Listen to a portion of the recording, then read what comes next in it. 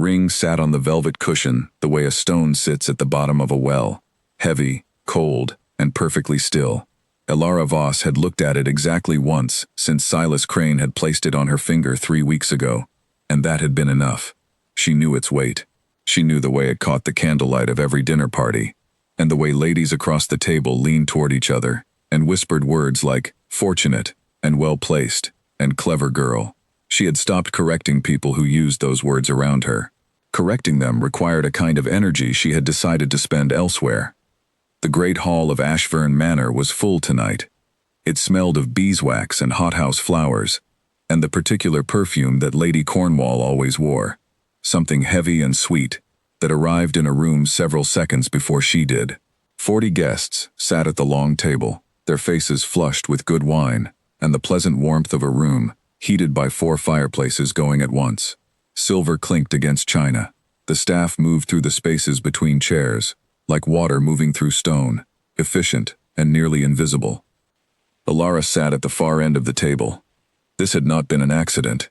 She had chosen her chair herself, 3 hours before the guests arrived, when the footman was still adjusting the placement of the forks, and had looked up in mild surprise to find her standing in the doorway of the empty hall. She had walked the length of the table slowly, touching each chair back as she passed, and had stopped at this one, the one furthest from the fire, the one that put 32 feet and 40 people between her and the chair where Silas Crane would sit at the head. She was not angry at Silas. She had been careful about that. Anger was something she could not afford at this particular moment in her life. In the same way that a woman walking across thin ice cannot afford to make sudden movements. Everything had to be measured. Everything had to be deliberate. So she sat at the far end of the table in her pale green dress, which she had also chosen deliberately, because it was the color of someone unimportant, the color that made people's eyes slide past. And she ate her soup with attention, and she said appropriate things to the guests on either side of her, and she kept her face arranged in the expression she had practiced, until it required almost no effort at all, pleasant, composed, mildly interested, present. Silas caught her eye across the table at some point during the fish course. He raised his glass to her. She raised hers back. She smiled. It was a good smile. She had built it from the ground up, the way one builds a wall. Silas Crane was 34 years old and had the kind of face that painters liked. Strong jaw, direct eyes, dark hair that had begun to silver at the temples in a way that made him look distinguished rather than older. He was, by any reasonable standard, a handsome man. He was also intelligent, which was rarer than the handsomeness, and he was occasionally funny, in a dry, quiet way that surprised people who had already decided he was purely formal. Elara had noticed all of this before the engagement. She had noticed all of it, and had concluded, after some deliberation, that she could build a reasonable life with a man like that. Not a warm life, not the kind of life she had imagined when she was 15, and still allowed herself the luxury of imagining things, but reasonable, solid, the kind of life that did not fall apart at the first wind. She had been engaged before, when she was 22. A man named Arthur Gale, who worked in his father's shipping firm and had a laugh like water running over stones. Arthur Gale had died of a fever in February of her 23rd year, 3 months before they were to be married, and Elara had buried him on a Tuesday in the rain, and had come home and sat in the kitchen with her grandmother for 4 hours, without either of them saying a single word, and that had been the end of the kind of life she had imagined at 15. She did not speak of Arthur Gale. She had found that not speaking of him was the only way she could keep him, in the small and private way that mattered. She was 27 now. The engagement to Silas had come about in the way many things in her life came about, not dramatically, not as the result of a single decisive moment, but through a kind of gradual accumulated pressure, like the pressure that turns coal into something harder. Her mother had introduced them. Her mother had then invited Silas to 3 consecutive dinners. Her mother had then gone very quiet on the subject of Silas in the particular way that meant she was thinking about him constantly. And Elara, who loved her mother, and who understood that her mother was afraid of age, afraid of the cold of the rooms in the house, afraid of what would become of Elara if she remained alone, had eventually had a conversation with Silas Crane in the rose garden behind the Voss house, and Silas had said things that were careful and honest and not particularly romantic, and Elara had appreciated the honesty, and they had come to an agreement. That was what it was, an agreement. The guests were moving to the drawing room now. The table was a wreckage of used crystal and half-eaten dessert, and the candles had burned low. Ilara helped carry the conversation in the drawing room, with the same competent attention she brought to everything. She asked Lord Cornwall about his horses. She listened to the young Miss Pemberton talk about her trip to the Lake District. She stood near the fire at the appropriate moments, and away from it at others. She did all of this very well. Silas came to stand beside her near the window at some point in the evening. The garden beyond was dark, and the night had gone cold enough to leave a faint fog against the glass. "You were quiet at dinner," he said. "I was sitting at the far end," she said. "There was no one to be loud at." He looked at her for a moment, with his direct eyes. "Are you happy this evening?" It was such a precise question, not "are you happy," which would have been too large, but "are you happy this evening," which was specific, and answerable, and practical. That was Silas. She had come to understand that about him. "I am well," she said, which was also not a lie. He accepted this, the way he accepted most things. Without pressing, without performance, he nodded, and went to speak to Lord Cornwall about the horses, which Ilara had already done. And she stood by the dark window for a moment longer, and watched the fog, and thought about nothing in particular. Or rather, she thought about a great many things, that she organized very carefully, so that none of them were visible on her face. By the end of the evening, the ring had been admired by 14 separate guests. A woman Ilara barely knew had taken her hand and turned it in the candlelight without asking permission, and said, "Oh, it is just magnificent. Silas always had the most extraordinary taste." Ilara had smiled at the ring as though she were seeing it for the first time. She was very good at seeing things for the first time. The guests left in carriages between 10 and 11. The last to go was Lady Cornwall, who kissed Ilara on both cheeks and whispered, "You are a very lucky girl," in a cloud of heavy perfume. And Ilara said, "Thank you," with the warmth of someone who means it, because she had decided long ago that gratitude costs nothing and reserves something. Silas walked her to her carriage himself. This was correct behavior. He held the door. He asked if she would be comfortable on the ride home. "Yes," she said. "I will call on Wednesday," he said. "I will be home on Wednesday," she said. The carriage moved away down the gravel drive. Ilara did not look back at the house. She had never found it useful to look back at things. She folded her hands in her lap and looked at the road ahead, which was dark and ordinary, and led, in about 20 minutes, to the house where she lived with her mother. The burrito was cold. Ilara knew this, because the house was fully dark, except for the lamp left burning in the hallway, which was her mother's way of saying goodnight, without having to say goodnight in person. Ilara went upstairs. She removed the pale green dress. She removed the ring. She set it on the dressing table. She stood there for a moment, and looked at it, lying there without her finger inside it, small and cold, and perfectly ordinary in the lamplight. Then she put on her nightgown, and went to bed, and lay in the dark, and listened to the house settle around her, and counted, quietly, internally, with the steady patience she had built over 4 years of practice, all the things she was not going to feel. Not tonight. Not yet. She was asleep within 10 minutes. This was also something she had worked at.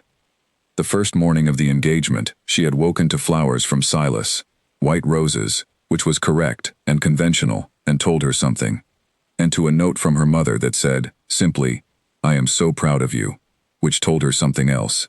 Ilara had read the note twice. She had put it in the drawer of her dressing table, not because she did not feel it, but because feeling things in a drawer was better than feeling them at the breakfast table. The weeks that followed had a pattern. Silas called on Wednesdays. They walked in the park when the weather was reasonable. They attended 2 dinners at the homes of people she did not know well, and 1 evening at the theater, where Silas sat very still and watched the stage with the same focused attention he brought to everything, and Ilara sat beside him and watched the stage and was, for the duration of the second act, almost entirely present in the moment, in a way she rarely managed. The burrito was cold. Watch them. This was unavoidable. A duke and his intended, a good family and a better name. The equation was simple enough that anyone with eyes could read it. Ilara had grown accustomed to being part of other people's equations. She understood that from the outside, the engagement looked like what it was supposed to look like. A settled, sensible arrangement between 2 adults who were old enough to know what they wanted and practical enough to pursue it without drama. From the inside, it looked like this. Ilara, waking every morning at 6, and lying in the early quiet, and going over the things she needed to do that day. Ilara, choosing her words in conversations with Silas, the way a jeweler chooses settings, for fit, for correctness, for what they would hold without cracking. Ilara listening to her mother describe the wedding breakfast with a kind of bright, sustained attention that she had to refresh every few minutes, the way you have to keep refreshing a flame. She was not unhappy. She wanted to be clear about that, even to herself. She was not unhappy. She was something else, something for which the English language had plenty of words but none of them quite right. She was arranged. She was managed. She was the person in the painting who is composed and correct and fulfills every requirement of the frame. The wedding was set for the 14th of March. The gown was being made by a woman in the city whose work was very fine and very expensive. The guest list had been agreed upon. The church had been reserved. Everything was moving forward, in the way that everything moves forward when it is properly organized, and there is money to smooth the rough places. The burrito was cold. Ilara moved through all of it with her particular kind of competence. On the 31st of January, she went to the park alone in the morning because the weather was clear and she needed the air, and Silas was meeting with his solicitor about something she had not asked about because she had not asked about it. She wore her dark coat and her good boots, and she walked the long path around the east garden, with her hands in her pockets, and her breath making small clouds in the cold air. She was thinking about the color of the tablecloths for the reception. Her mother wanted cream, the venue had offered ivory, and Ilara had been in the middle of deciding whether the difference mattered, when she saw, on the iron bench at the corner of the path where the large oak stood, a folded piece of paper. She would have walked past it. She nearly walked past it, but it had slid from beneath the bench and lodged against a stone, and the wind was picking up, and she bent to rescue it from the path in the automatic way one rescues fallen things, and then she looked at it and recognized the handwriting. She stood very still for a moment. She unfolded it. It was a draft, a letter written to a solicitor, not yet sent, not yet sealed, clearly a working draft, with a word crossed out here and a phrase rewritten there, the kind of letter a careful man writes slowly and in private, the kind that was never meant to be found, and she read it, there, in the January cold, standing on the path with the wind moving through the oak above her, and she understood several things in rapid succession. She folded it back the way she had found it. She placed it back beneath the bench. She continued her walk. Her face was calm. Her hands, inside her pockets, were not. But no one was watching her hands. She completed the circuit of the east garden. She stopped at the fountain for exactly the amount of time she normally stopped at the fountain. She went home. Her mother was in the sitting room when she returned, sorting through fabric samples for the wedding reception tablecloths, and she held up a cream one and an ivory one and said, "Can you tell the difference, Ilara?" And Ilara looked at them and said, "The cream is warmer," and her mother said, "Yes, that is what I thought too." And Ilara sat down and looked at the fabric samples and thought about nothing at all. That evening, she wrote 3 letters, one to her seamstress, one to the florist, one to a woman she had known briefly at 21 who ran a boarding house on Fenwick Street in the city, who had once said to Ilara, in passing, that her rooms were always clean and her door was always open, and her questions were few. She sent all 3 letters the next morning. She told no one.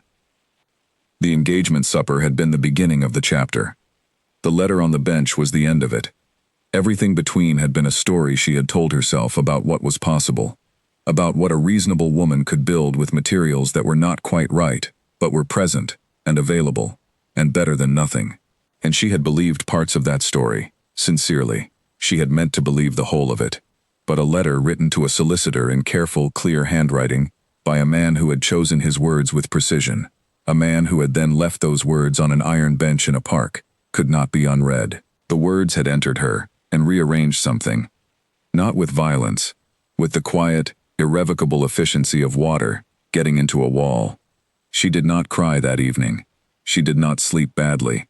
She did her accounts. She wrote in her diary about the tablecloth decision. She put the ring on the dressing table. She was all ready, in every way that mattered, beginning. The morning after the park was a Tuesday. Ilara made her own tea, because cook did not come until 8, and she was awake at 6, which was her usual time. And the house at 6 in January was cold and dim, and hers alone in a way she valued. She filled the kettle. She listened to it heat. She stood at the kitchen window and looked at the back garden, which was dead and brown and ordinary, and which she found, for some reason she did not examine, easier to look at than the front street. She had 3 weeks. She had counted. The wedding was on March 14th, which was a Tuesday, which felt right, in some way, she could not have explained if anyone had asked. There were 22 days between the morning she stood at the kitchen window and the morning she would need to have everything in order.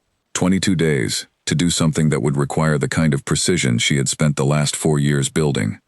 She was not afraid. That was the first thing she checked, standing at the window with the tea cooling in her hands. She ran a quiet internal inventory, the way a ship's captain checks the instrument panel not because he thinks something is wrong, but because the habit of checking is what keeps things from going wrong. And she found, at the bottom of everything, not fear, but something steadier, something she had no good name for. Resolution was too grand a word. Certainty was too cold. It was more like the feeling one gets when a long sum finally balances, not excitement, not relief, just the quiet satisfaction of a thing correctly done. She drank her tea. She thought about the letter. Silas Crane was a careful man. She had known this from the beginning. She had, in fact, admired it. Careful men do not waste words. Careful men do not make promises they cannot keep. Careful men think through the consequences of things before they act, which is a quality she valued, because it matched something in herself. She had thought they were alike in that way. She had been wrong, but she had thought it. The letter had been careful.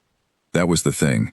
It had not been the letter of a man who had slipped, who had let something ugly out accidentally, who had written in anger, or haste, or carelessness. It had been the letter of a man who had thought about it, who had sat down and decided what he wanted, and then written the wanting down in clear, considered sentences. The Voss income, the Voss property holdings, the management of the Voss accounts after the marriage, all of it described not as hers, but as theirs, which was the legal reality. She understood that. She was not a fool about the law. But the law and the intent behind the law were different things, and the intent in that letter had been as clear as the handwriting. Elara Voss was a set of assets to be organized. She washed her cup. She set it back in the cabinet. She was not angry. She checked for this too, and found she was not. Anger, at this point, would have been the equivalent of the long sum throwing up its hands and refusing to balance. The sum had to balance. There was no use in making it an emotional occasion. The arrangements she had already made were simple. The boarding house on Fenwick Street, run by a woman named Mrs. Alice Peel, who had written back within 5 days of Elara's letter, in a hand that was short and plain, and said, yes, she had a room. Yes, she would have it ready by March. Yes, she did not ask questions of her tenants. Elara had sent the deposit from her own account, the small account in her own name, the one she had maintained carefully for 6 years, the one she contributed to from the household money, in careful, unremarkable increments that her mother, who handled nothing, had never noticed. She had enough. Not a great deal, but enough to buy time, and time was what she needed. She had not touched the larger account, the one that Silas's solicitor was already apparently thinking about. The dress was coming along at the seamstresses on the high street. Elara continued attending the fittings. She continued standing still in the way the seamstress needed her to stand, with her arms slightly out, and her chin up, and her patience intact, while the woman worked around her with pins and chalk, and that particular seamstress silence, that is concentrated, rather than empty. The gown was beautiful. Elara noted this with the same detachment with which she noted most beautiful things. It existed. It was exceptional of its kind. She felt nothing about it. The other things she needed to do she did quietly, over the next 2 weeks. She visited the bank on a Thursday morning and made a withdrawal that was within the normal range of her monthly withdrawals, because she had thought about what within the normal range meant, and had been preparing that range for 4 months. She came home with what she needed in cash and put it in the small wooden box she kept at the back of her wardrobe, behind the winter blankets. She added her grandmother's brooch, which she had been given at 18, and which was the only thing in her possession that she valued, for a reason that had nothing to do with its market value. She bought a map of the city.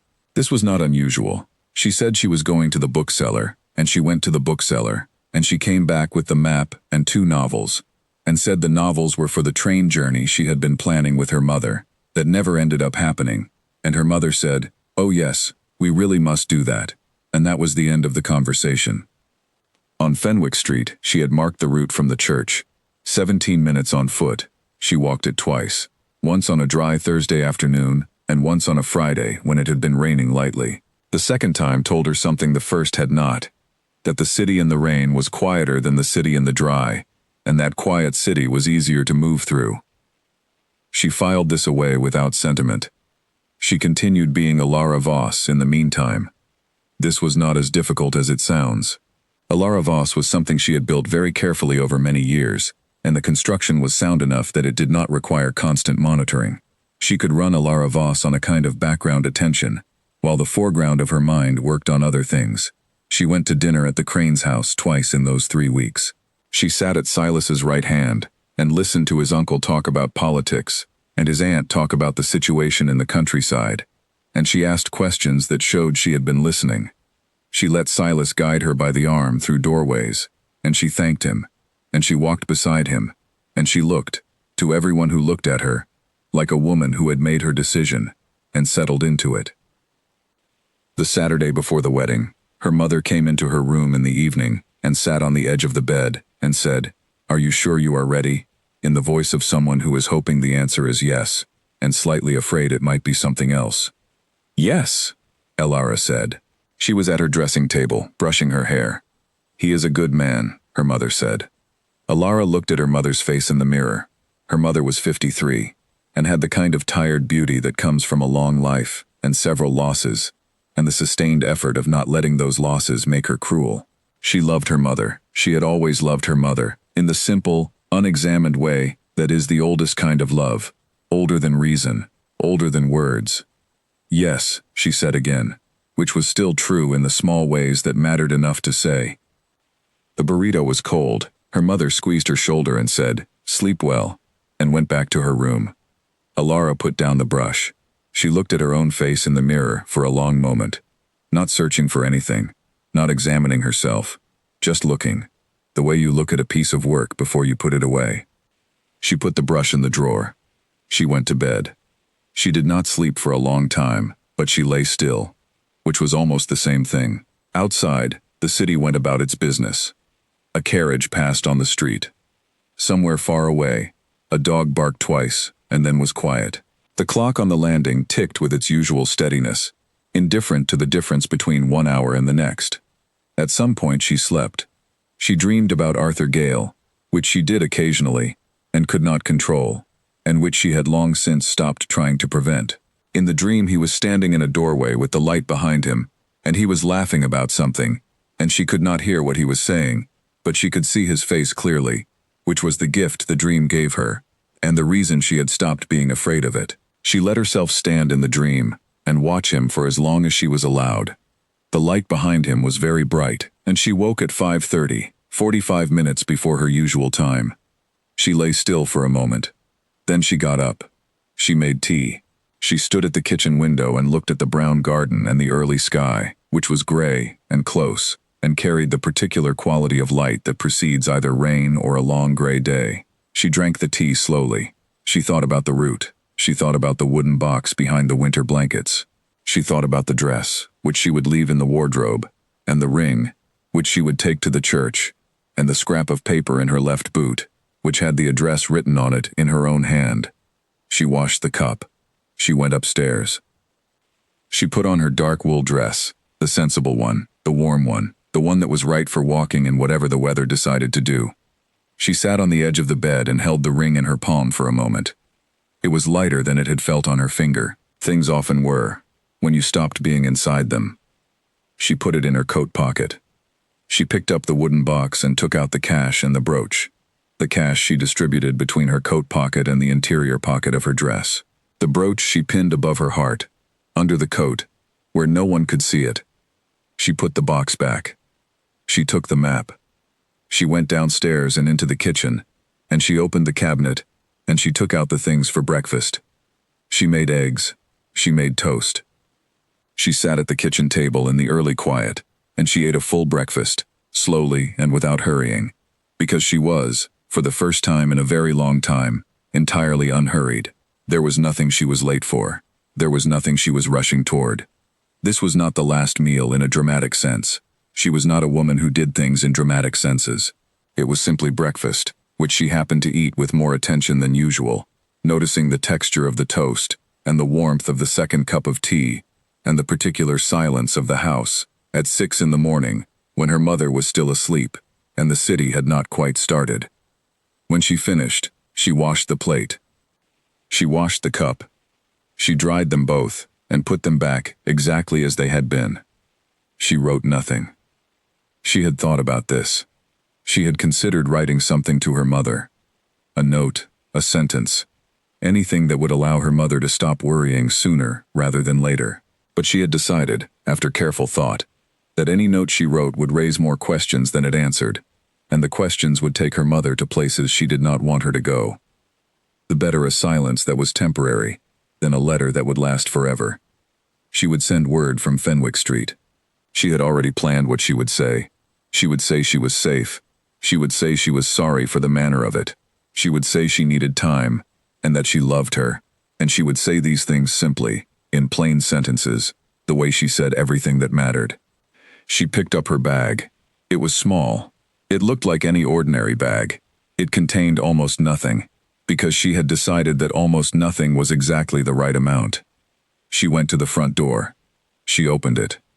The morning came in, cold and gray and slightly damp, carrying the smell of the city, at the beginning of a day that had not yet decided what it would be. Alara stood in the doorway for one moment and breathed it in. Then she stepped out. The door closed behind her. She walked. The church of St. Anne stood 3 streets east of the square, its stone face gray in the March morning, its steps still empty. At the hour Alara arrived. She had planned for this. She had counted on the particular emptiness of a church before a ceremony, that brief interval between the preparations and the people, when the space belongs to itself, and the flowers are too still, and the candles are not yet lit. The door was unlocked. She pushed it open and stepped inside. It smelled the way old churches smell, cold stone, wood polish, the faint residue of incense that had burned in other seasons for other occasions. The morning light came through the high windows in long pale rectangles. No one was inside. She could hear, very distantly, the sound of someone in the vestry, perhaps the sexton, perhaps a young curate, moving things, arranging things, doing the quiet labor of preparation. She did not go far into the church. She stopped in the vestibule, just inside the heavy door, and she took the ring from her coat pocket. She held it for a moment. Then she crossed to the stone pillar where the collection plate was usually set on Sunday mornings, and she placed the ring on the flat edge of the pillar's base. It sat there very neatly. It caught the pale light from the door. She looked at it. 4 seconds, she counted. Then she turned and put her hand against the heavy door and pushed it open and walked out into the rain. It had started sometime in the past hour. She had noticed it coming when she left the house, but it had been a threat then, a darkening of the air rather than a fact. Now it was a fact, not a dramatic rain, not a storm, just a steady, even, English March rain that covered the city with the particular gray patience it would maintain for the rest of the day. She had the route fixed in her mind the way she fixed all routes, not as a list of instructions, but as a physical reality, something she had walked with her body, and therefore knew in the muscles, rather than just the memory.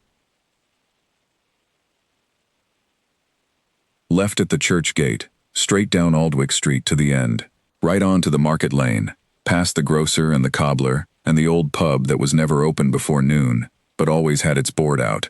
Left again, onto the long stretch of Fenwick Road, which was where the city stopped being old and started being newer and more practical and less interested in appearances. She walked without hurrying.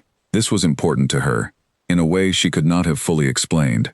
Hurrying would have made it a flight. She was not fleeing. She was walking from one place to another, from a place that had been prepared for her to a place she had prepared herself. There was a difference in those things, and she felt it in the set of her shoulders, which were level and not hunched, and in her pace, which was the pace of someone who knows where they are going. The city woke around her as she walked. A baker appeared in a doorway, pulling his shutters back with a clatter. A delivery boy on a bicycle moved carefully around a puddle and glanced at her briefly, and then looked away, which was the way the city looked at single women on foot in the rain. Briefly, without curiosity or consequence. A woman in a doorway shook out a rug. A black cab rolled past, its horse's breath steaming in the cold air.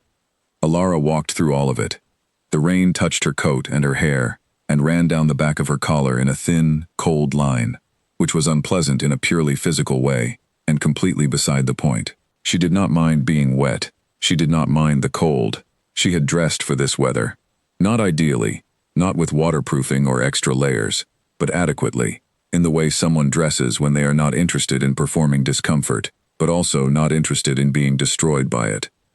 At some point on Aldwych Street, she passed the milliner's, where she had bought the hat she was going to wear to the wedding breakfast.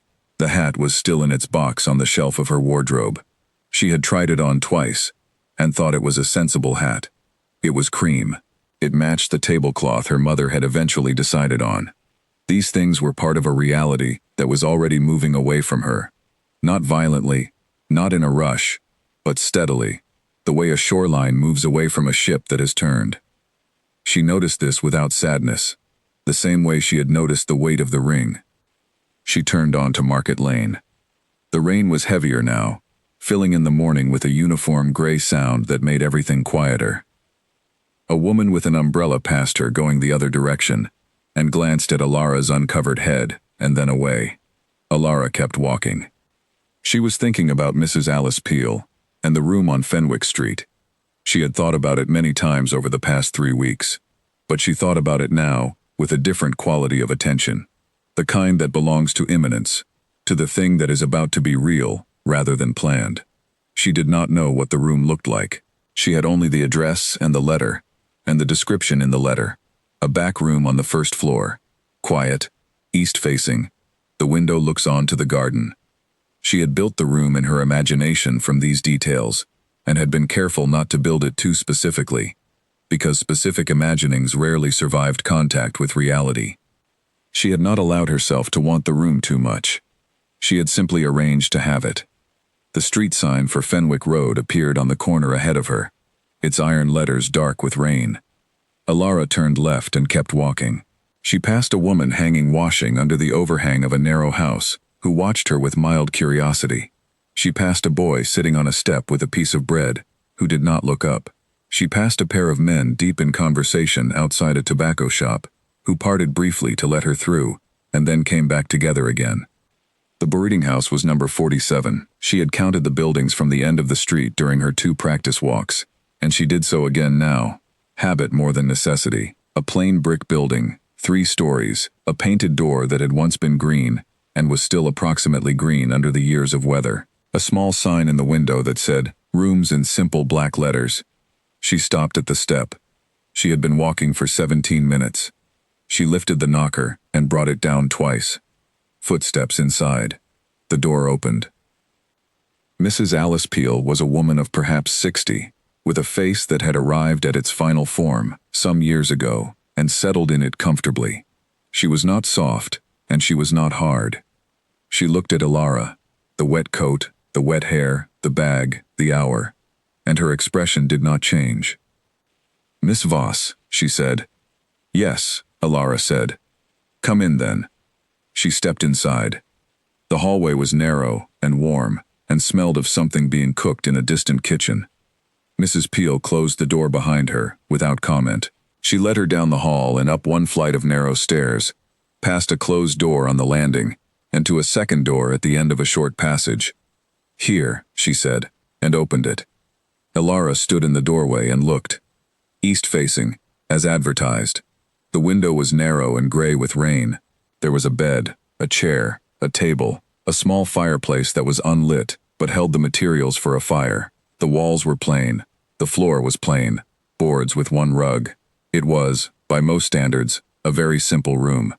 It was the most uncomplicated thing Alara had stood in front of in years. "There is the kitchen at the end of the first floor," Mrs. Peel said. Breakfast is at 8, if you want it. Fire materials are in the box. I will bring coal tomorrow morning. Do you need anything tonight? No, Elara said. Thank you. No. Then I will leave you to it, Mrs. Peel said, and left.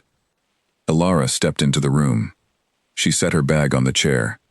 She went to the window and looked at the garden below, which was small and bare, and rain-wet, and occupied by nothing except a few gray sparrows huddled under a bush. She stood there for some time. She thought about the ring on the pillar. She thought about the 41 pins in the wedding gown she would never wear. She thought about her mother, who would wake in a few hours and find the house empty and quiet, and understand something had happened before she understood what. She let herself feel this, the guilt of it, the sharpness of it, the particular grief that comes from causing hurt to someone who deserves none. She did not organize it or suppress it. She let it move through her and settle. Then she turned from the window and sat on the edge of the bed. The room was quiet.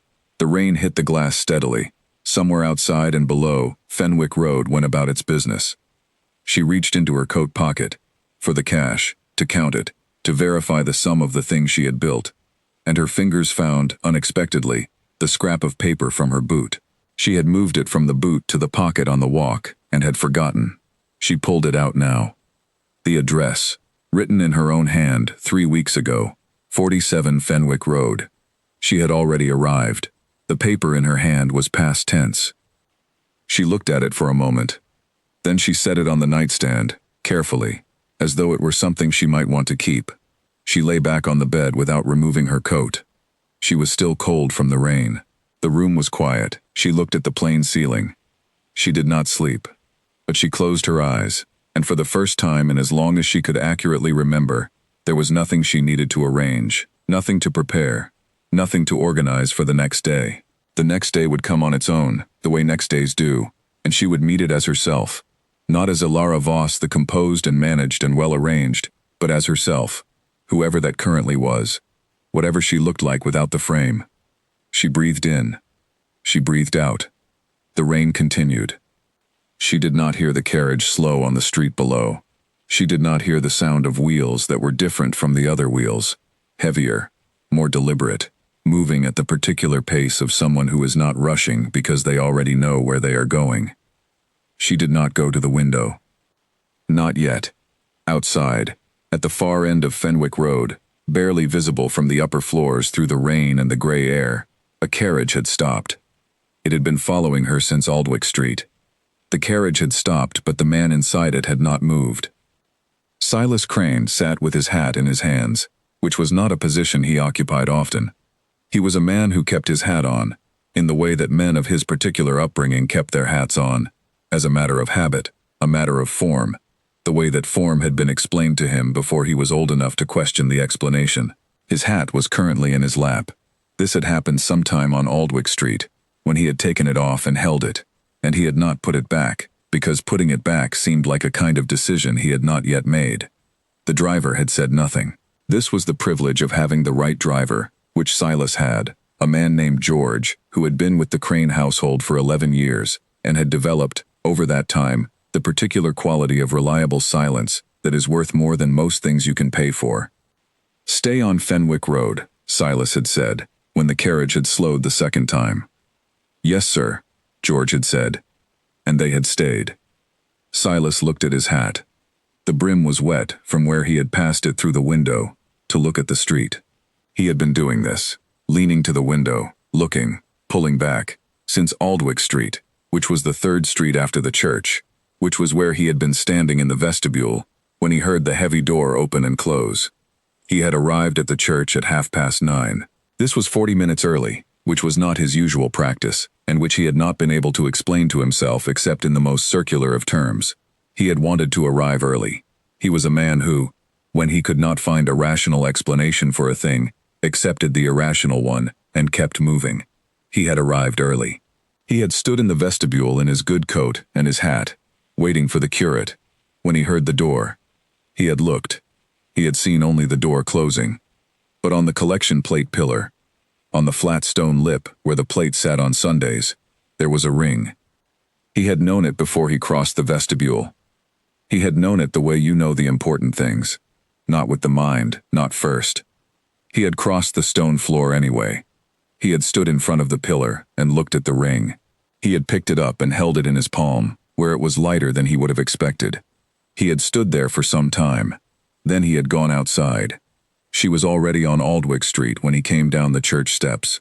He could see her, the dark coat, the particular way she walked, the stride that was not hurried but was entirely purposeful, a stride that knew exactly where it was going and had no interest in delay. She was not looking back. She was not running. She was simply walking away, in the rain, with her collar turned up and her head level, and her hands in her pockets, and there was something in the steadiness of it that stopped him on the church steps for a moment, in a way he could not immediately account for. He had sent for his carriage. He had told George to follow her, slowly, at a distance. Now here they were, Fenwick Road, the carriage at the far end, Ilara Voss, who was, by the law of England and the engagement they had made together, still his intended for the next several hours at least, inside that brick building with the green door and the plain sign. Silas looked at his hat. He thought about the letter. This was the thing he had been doing for 3 weeks, on and off, in the way that you return to a sore place with the tongue. Not because it helps, but because the not doing it is harder. The letter had been a draft. He had written it in the early morning of a Thursday, sitting at his desk in the study of his house in the city, and he had thought through it the way he thought through everything, carefully, practically, in the language of arrangements and management, which was the language he had been taught to use for the serious things. He had written the letter as a working document, a thing to be revised and corrected and eventually sent, or not sent, depending on the revision. It was not the final letter. It had not yet become what he intended it to become, which was something fairer than the draft, something that acknowledged the difference between managing assets and managing a marriage, a difference he had been in the slow process of understanding. He had not sent the letter. He had, apparently, lost it. On the bench in the east garden of the park, which was where he had been sitting on a Thursday morning, when the wind had come up and taken half his papers and scattered them before he could gather them. He had gathered what he could see. He had not, apparently, gathered all of it. He had gone back to look the following day and found nothing, which had seemed like good luck. It had, it turned out, not been good luck. He had known, from the moment he picked up the ring from the pillar, that she had read it. There was no other explanation that made sense, and he was a man who dealt in explanations that made sense. She had read it, and she had understood something, correctly, in part, but not entirely, or not in the way he had intended, and she had spent 3 weeks arranging the most orderly and careful exit he had ever witnessed. He could not decide whether to admire it or be undone by it. He was, at this particular moment, something of both. The rain continued. The driver was quiet. On Fenwick Road, a woman came out of number 41 with a market basket and walked briskly past the carriage without looking at it. A cat appeared on the step of number 43 and then reconsidered and went back inside. Silas put his hat back on his head. He did not move for another minute. He was going over the things he could do. He could go to the door. He could ask Mrs. Peel. He had recognized the house. He knew which houses on which streets had which reputations. It was one of the things his position required knowing. He could ask for Ilara Voss and be told she was or was not there. He could write a note, have George carry it to the door. He could leave. That was also a thing he could do. He could tell George to take him home, and he could go home, and Ilara Voss could remain in her room on the first floor of number 47, and he could take the ring out of his coat pocket and put it somewhere, and that would be the end of the engagement, and the end of the chapter, and eventually, in the way that eventually comes, the end of whatever this was. The burrito was cold. Where away? He put his hand in his coat pocket. The ring was there, small, lighter than he expected. He thought about the way she walked, the way she had crossed the vestibule in the dark, before any guests, and chosen the chair at the far end of the table. The way she said precisely what she meant, and never one word more, which he had found formidable at first, and then interesting, and then something else he had not quite finished naming. The way she looked at his uncle's horses with real attention, which was rare in people who were merely being polite. The way she had, at the theater, gone very still and present in the second act, as though the rest of her life had briefly released her. He thought about the letter. He thought about what the letter must have looked like from outside it. The carriage door opened. The T stepped down into the rain. George did not say anything. Silas walked along Fenwick Road until he stood in front of number 47. He looked at the green door with the plain sign and the narrow windows, two of which had their curtains pulled. One window, on the first floor, east-facing, had its curtains open, and through the gray rain and the glass, he could see nothing except the pale square of a blank wall. He stood on the pavement. He was getting wet, which was inconvenient. He could go to the door. He put his hand in his pocket again and found the ring. He took it out and stood there on the pavement with it in his palm, and the rain touched it, and the gray light touched it, and it sat there the way it had sat on the collection plate pillar, small, cold, perfectly still. He had been a practical man for a very long time. Practical men had the advantage of knowing what to do in most situations. This was not most situations. This was a situation that required something other than practicality, and he was, standing on Fenwick Road in the rain, beginning to understand the dimensions of what that something might be. The burrito was cold, lied. The burrito was cold, lied. He went to the door. He knocked twice. Footsteps inside. The door opened. Mrs. Peel looked at him with the expression she had probably used on 1,000 inconvenient visitors over the years. Level, unimpressed, waiting.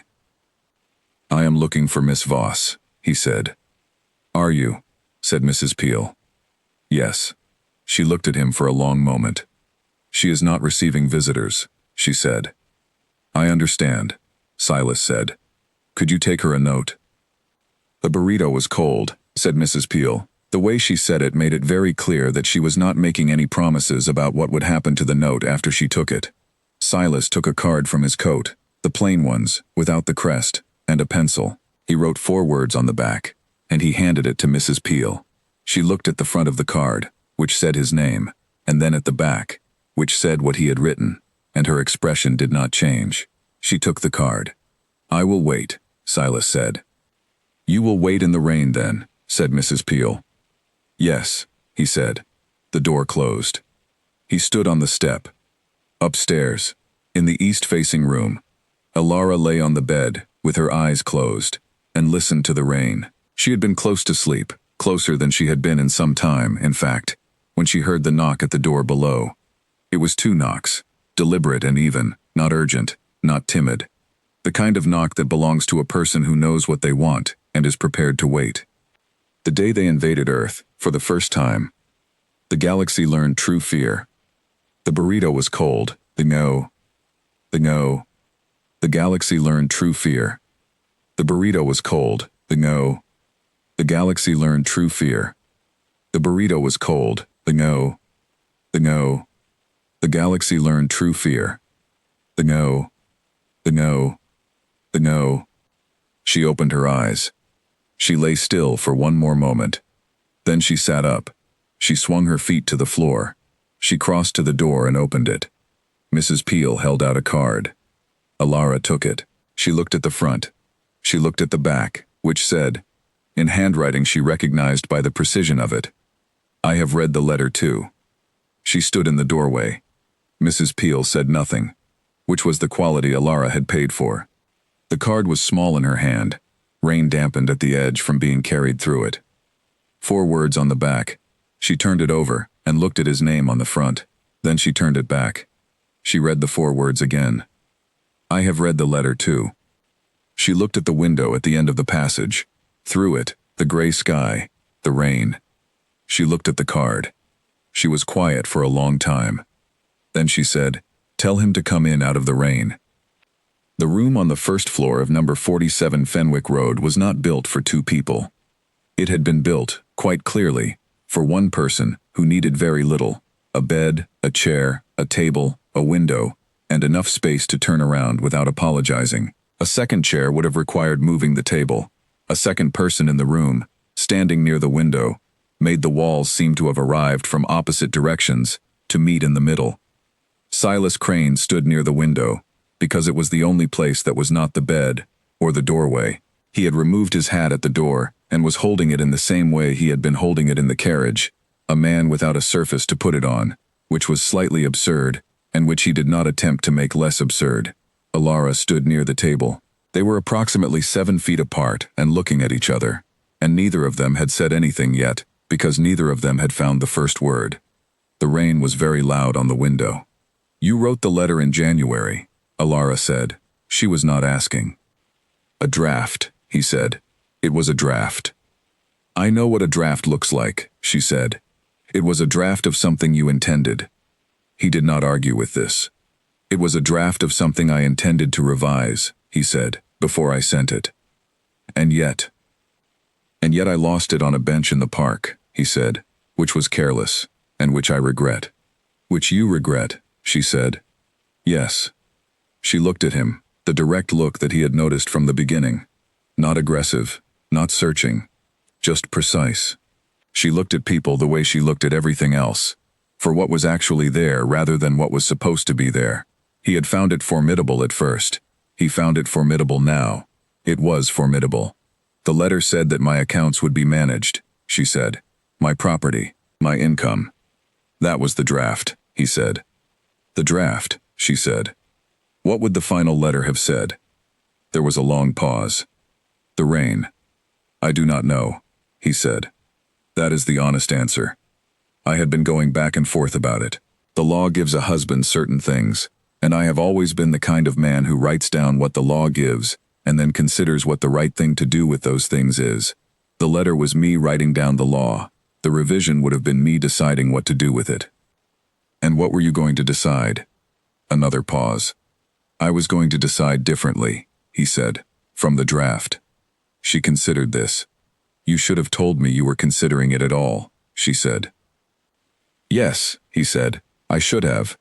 Because I have been considering things too," she said. "For 4 years, I have been considering the same set of things, in every arrangement I have been part of, and in the time between arrangements.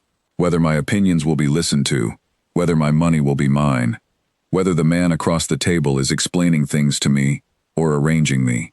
I am very good at telling the difference, and I have become very efficient at making my decisions once I have told it." "I know," he said. "You do not know," she said. "But without heat. You know what you have observed. That is not the same thing." "Fair," he said. She looked at him. He looked at her. They were, she thought, in the middle of the most honest conversation they had ever had, which had taken a ring on a pillar, and a boarding house in the rain, and a card with 4 words on it to arrive at, which said something about the circuitous routes that truth takes when people are being careful. "You followed me," she said. "Yes." "From the church?" "Yes." "Why?" He was quiet for a moment. Then, "I am not entirely sure I can explain it in a way that will sound like a reason rather than an excuse." "Try," she said. "The way you walked," he said. "You were not running. There was no panic in it. You had decided something, and you were walking toward it, and I knew, when I watched you on Aldwych Street, that I had caused the decision by being careless, and that the decision had been made long before the letter, and that the letter had simply been the last thing you needed, in order to be sure." He stopped. "I followed you, because I wanted to know where the thing I had been careless with had gone." "The thing," she said. "The possibility," he said, "of something better than what we arranged." She was quiet. "The rain. You put 4 words on a card," she said. "Yes. I have read the letter too," she said. "What does that mean?" "It means I went back to the draft," he said. "After I realized I had lost it, I went back to my desk, and I read it as someone who had not written it, as someone who had found it on a bench." He looked at her steadily. "It was not a good letter." "No," she said. "It was the letter of a man who was thinking about assets," he said.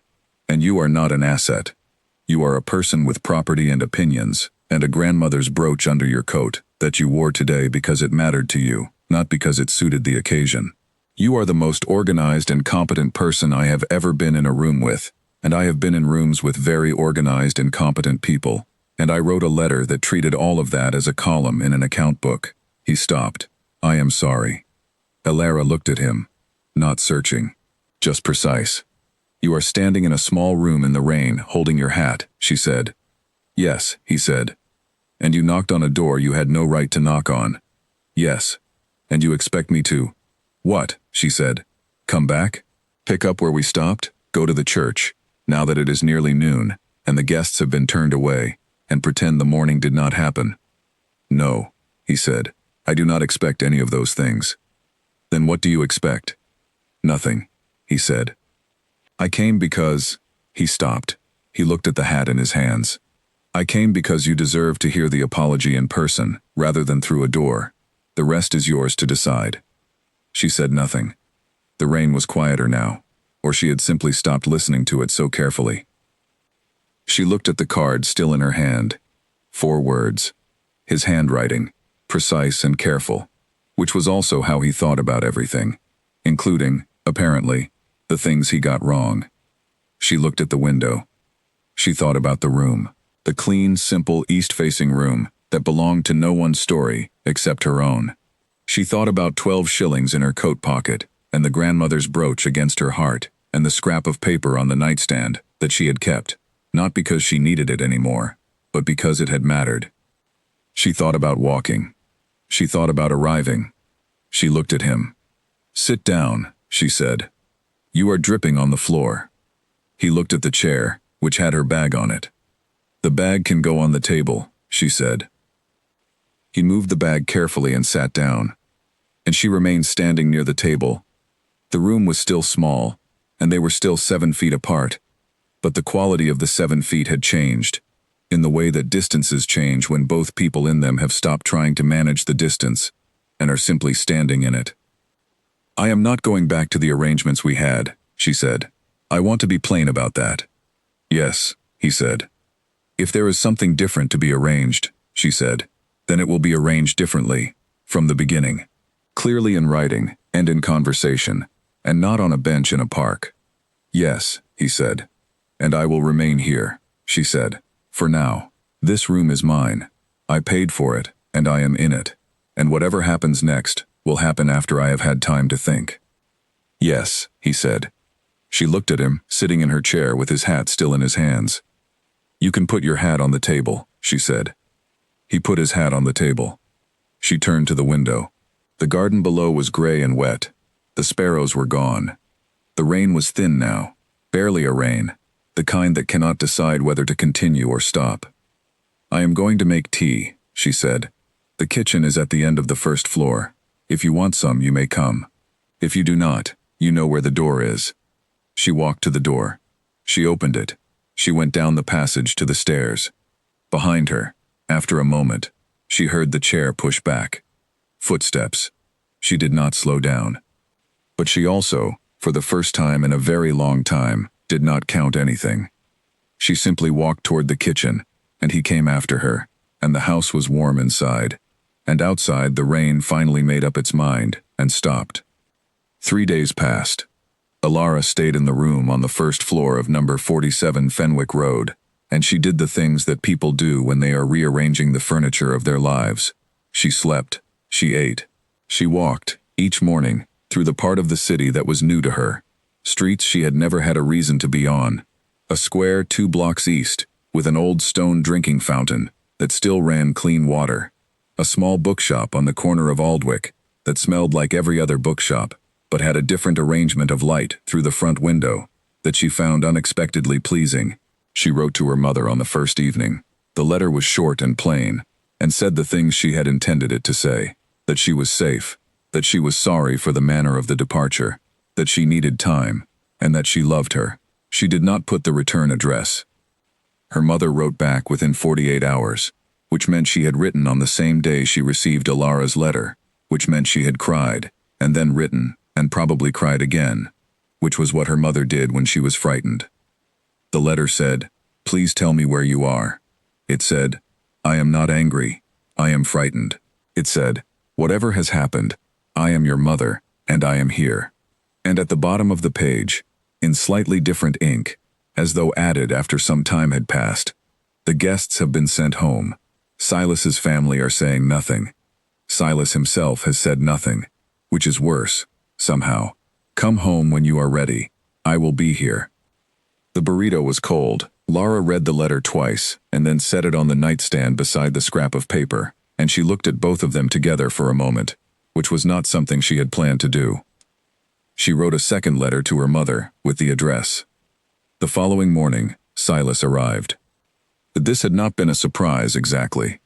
Nothing Silas did was particularly surprising, because he was a man who did what he said he would do, and who had said, in the kitchen on the first afternoon while the tea was cooling, that he would not vanish simply because she had asked for time. "I am not going to disappear," he had said. "I am going to be wherever I said I would be. You can take as long as you need, and I will be there." She had not said anything to this. She had drunk her tea. She had made clear, in the way she made things clear without making them large, that she would be in the room when she was ready, and not a moment before. He had left when she had gone upstairs. He arrived the following morning with a letter of his own. It was longer than the card. It was also not a draft. She could tell the difference between a draft and an intended letter, and this was clearly an intended letter, written in the same precise hand, but differently from the one on the bench. The one on the bench had been a man writing a document. This was a man writing a letter. She was not sure, when she finished reading it, that she had ever received a letter from a man who meant it before. She set it next to the other two things on the nightstand. She did not come downstairs, but in the afternoon, when the light came through the east window, in the particular way it did between 2 and 3, she sat at the table and wrote back. Her letter was 3 pages. She had not expected 3 pages. She had begun with the intention of being brief, and had discovered, somewhere in the second paragraph, that there was more she wanted to say than fit into the space she had allotted. Not more feeling. She was not a woman who ran over with feeling. She had built her capacity for containment carefully, and it still held. But more precision, more clarity about the specific things that had been wrong in the arrangement, and the specific things that would need to change. She wrote them down. She was meticulous about it, in the same way she was meticulous about the accounts, and the routes, and the count of the pins in the dress. She sent it down with Mrs. Peel. Mrs. Peel, to her credit, had not asked a single question about any of this. She had moved through the 3 days of visits and letters and arrivals with the practical neutrality of a woman who had seen more complicated situations than this, and had come to understand that the most useful thing she could offer was not commentary, but continuity. The tea was made at the right times. The coal was brought. The meals arrived when they were wanted. This was the quality that Alara had paid 12 shillings to access, and it was, she felt, worth every penny. On the third day, Silas arrived in the afternoon rather than the morning, which was different, and which she noticed. She heard the door below. She heard Mrs. Peel. She heard the sound of the sitting room on the ground floor being offered, which had not been offered before. She heard Silas accept it. She sat at the table for some time. Then she put on her coat, not because it was cold enough for a coat indoors, but because putting the coat on was the right gesture, the one that meant she was going somewhere rather than waiting. She went downstairs. The sitting room was small and brown and comfortable in the way that rooms are comfortable when they have been used for a long time by people who live simply. Silas was standing by the fireplace with his hat in his hands. He had apparently not yet decided whether to sit. He looked up when she came in. She sat down on the nearest chair. After a moment, he sat down on the chair across from it. "I have been thinking," she said, "about what you wrote." "Which part?" he said. "The part about the revision," she said. "What you were going to revise the letter to say." "Yes. You said in your letter that you had intended to make different arrangements," she said, "that you had been going back and forth. I want to understand what different arrangements means, because that phrase can mean many things." "It means," he said carefully, "that I intended to make it clear, in writing to my solicitor, and in whatever legal arrangements we made prior to the marriage, that your property would remain in your control, your income, your accounts, your decisions about your own money." He paused. I had not decided how to say it in the letter. I was working out the language. That was why it was still a draft. It read like someone working out how much to give back, she said, not like someone deciding that it was not theirs to take. He was quiet for a moment. Then, "Yes, that is an accurate reading. And now," she said. "Now," he said, "it is not a question of what to give back. It was not mine in the first place." She looked at him. The precise, undecorated look. People say things, she said. In sitting rooms. People say the correct things in sitting rooms, and then different things in documents. Yes, he said, they do. I will need to see the document, she said. Before anything else. Before any conversation about what the future might look like, or what an arrangement might be. I will need to see it in writing. Drafted by a solicitor of my choosing, not yours. And I will need time to have it reviewed. Yes, he said. And if the document says what it should say, she said, then we will have a different conversation. Yes, he said. And if it does not, she said, then we will not. I understand, he said. She was quiet for a moment. The fire crackled. Outside, the street went about its afternoon business, entirely indifferent to the two people in the sitting room of number 47, who were negotiating, slowly and carefully, the terms of something they had not yet decided to call by its real name. One more thing, she said. Yes. I am going to tell you something about myself, she said, not because I owe you the telling, but because I have decided it is relevant to the conversation we are having. She folded her hands in her lap. I was engaged before. A man named Arthur Gale. He died before we married, 6 years ago. I do not speak of him usually. I am speaking of him now because the arrangement I made with you was made after him, and the way I made it, carefully, practically, without allowing myself to want too much, was because of him, not because I did not mean it. I meant it. But I meant it the way someone means a sensible coat, rather than the one they really want. And I think you deserve to know that, because if we are going to arrange something different, it should be arranged with the real information. Silas was quiet. He looked at her with the direct eyes. Thank you for telling me, he said. She nodded. I am sorry, he said. About Arthur Gale. Yes, she said. So was I. They sat there for a while after that, not saying very much. The fire was warm. The afternoon light moved slowly across the floor, in the way afternoon light does in rooms that face west. At some point, Mrs. Peel appeared in the doorway with tea, which neither of them had asked for, but which was exactly what was needed, and left again without a word. Alara poured. She handed him a cup. The solicitor, she said. I would like the draft by Friday. You will have it by Thursday, he said. She looked at the cup in her hands. And if it says what it should say, she said, I will go and see my mother on Saturday. I think she would like that, he said. Yes, she said, she would. Outside, the afternoon was going. The street below was settling into the quieter rhythm of the hours before evening. Fewer carts, fewer voices, the particular quality of light that precedes the lamplighters. Alara sat in the chair by the fire in the sitting room of the boarding house on Fenwick Road and drank her tea, and Silas sat in the chair across from her and drank his. And between them, the distance was still approximately the same number of feet it had always been. But it was a different kind of distance. The kind that is the beginning of something, rather than the middle of something ending. She thought about the sparrows in the garden. She thought about the kitchen in the morning, cold and quiet, and the cup she had washed and put back. She thought about walking, about the route from the church to the street to the door that she had built in her head over 3 weeks, and then walked in real life, and then arrived at the end of, which was this room, this afternoon, this cup of tea. She had not expected the cup of tea to have company. She was still deciding how she felt about that. But she was deciding, which was different from not deciding, and she was deciding as herself, not as Alara Voss the composed, not as Alara Voss the arranged, but as herself, whoever that was still becoming. The lamp outside came on. The sitting room went amber and warm. She finished her tea. Thursday then, she said. Thursday, he said. And that was enough. For now, that was exactly enough. The draft from the solicitor arrived on a Wednesday. Silas had said Thursday, which meant he had pushed his own deadline by a day, which was the kind of thing that could be coincidence, and could also be the thing that it was. A man trying harder than he had tried before. Alara did not say this out loud. She received the envelope from Mrs. Peel at 8 in the morning, while she was still at the kitchen table with her tea, and she looked at the handwriting on the outside.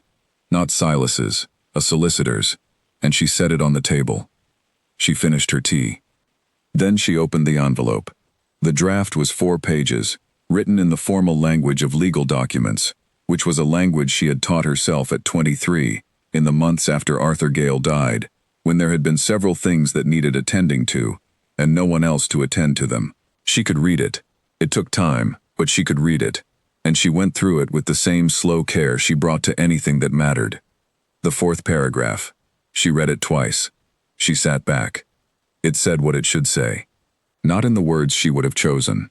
Legal language never used the words you would choose, but in the structure of the thing, in the clauses and the provisions, and the careful distinctions drawn between shared property and individual property, in the explicit protections of what she had brought into the arrangement, and what she would retain, regardless of what the arrangement became or stopped being. It said, yours is yours. It said it in 4 pages of legal architecture, but that was what it said. She looked out the window, the garden. Wednesday morning, dry and cold and entirely ordinary. She thought about the 4th paragraph.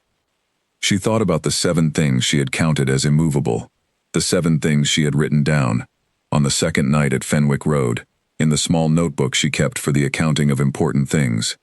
And she went through them now, in her head, against the 4 pages on the table. 7 for 7. She was not sentimental about this. She did not feel warmth at the columns matching.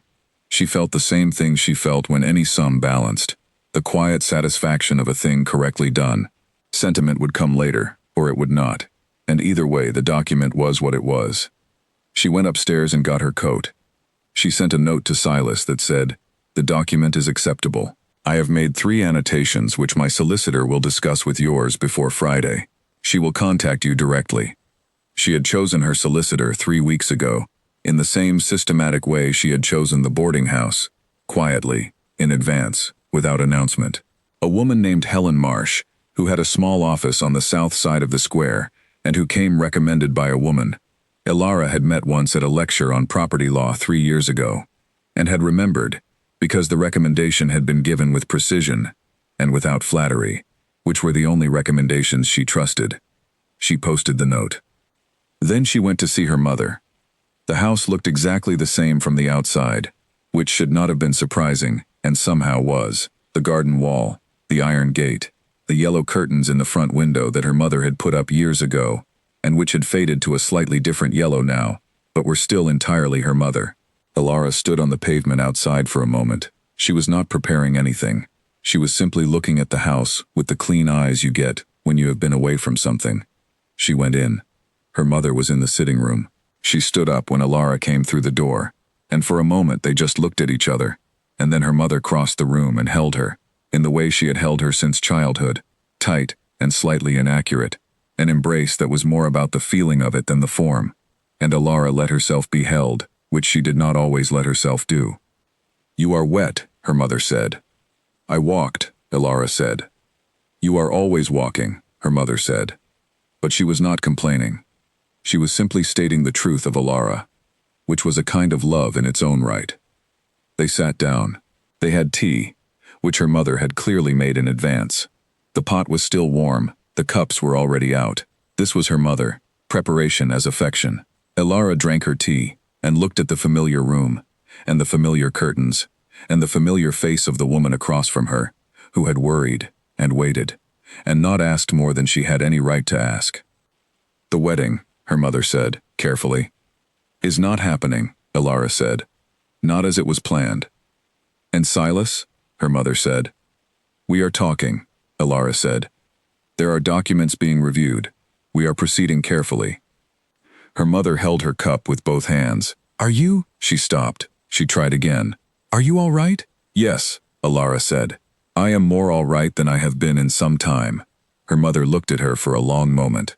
She had known Elara for 27 years, and she knew that Elara said exactly what she meant, and she had learned over the years to trust the words when they came from Elara, even when the words were small, even when they were less than she wanted. "Then I am glad," her mother said. "I know," Elara said. "I am sorry about the manner of it." "You came back," her mother said. "That is what matters."